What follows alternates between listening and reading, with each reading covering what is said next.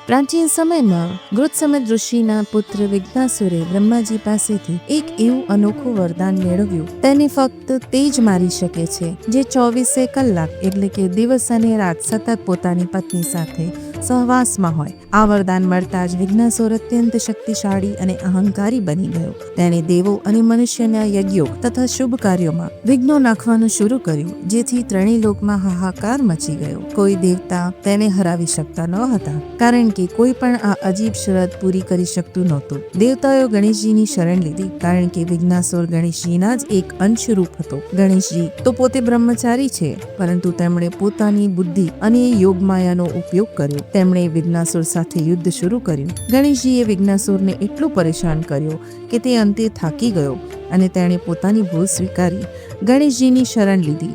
વિઘ્નાસુરે પોતાનું નામ અમર કરવાની વિનંતી કરી. ગણેશજી પ્રસન્ન થયા અને તેને વરદાન આપ્યું કે જ્યારે પણ મારી પૂજા થશે ત્યારે તારું નામ વિઘ્નાસુર પણ મારા નામ સાથે લેવાશે. હું વિઘ્નહર્તા છું અને તું વિઘ્નોનો અધિપતિ બનીશ. આ કથા દર્શાવે છે કે ગણેશજી પોતાની અપ્રતિમ બુદ્ધિ અને શક્તિથી કોઈ પણ મુશ્કેલ પરિસ્થિતિ કે વરદાનને પણ નકામું બનાવી શકે છે. બોલો જય શ્રી ગણેશ.